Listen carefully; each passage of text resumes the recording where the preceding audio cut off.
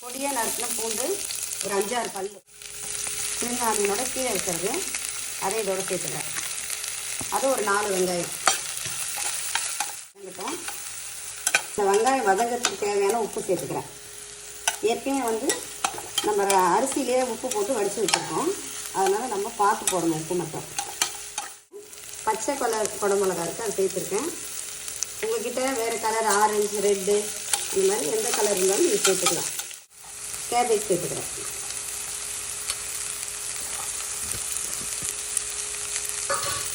இதுவும் கொஞ்சம் நல்லா வதங்கட்டும். சேர்த்துக்கிறேன்.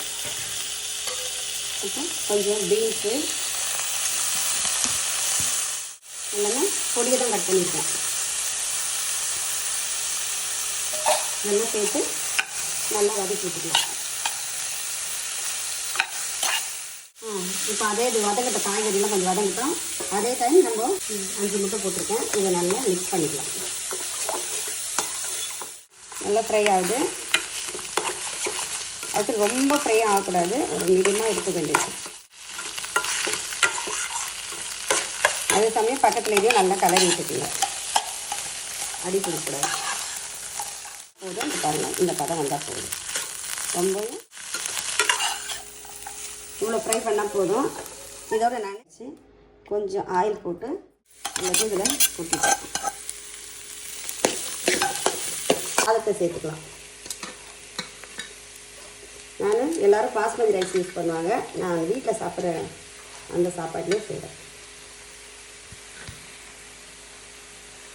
அரிசி பார்த்திங்கன்னா வடிக்கும்போது அதிலே அரை உப்பு சேர்த்துட்டு ஒரு 75% வேகிற மாதிரி பார்த்துக்குங்க. ஃபுல்லாக வேகக்கூடாது.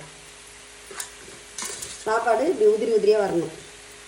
ஒரு 1.5 ஸ்பூன் வினிகர், ஒரு 1 ஸ்பூன் சோயா சாஸ், அப்புறம் நம்ம மிளகு தூள் ஒரு 1.5 ஸ்பூன் சேர்த்துட்டு மிக்ஸ் பண்ணலாம். முட்டையை சேர்த்துக்கலாம்.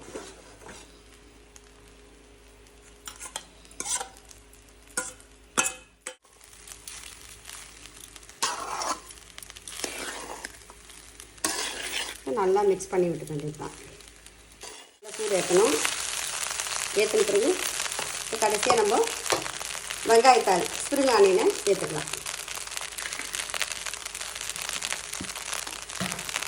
நல்லா மிக்ஸ் பண்ணி விட்டுக்கலாம். Fried rice ready. இப்போ சர்வ் பண்ண வேண்டியது.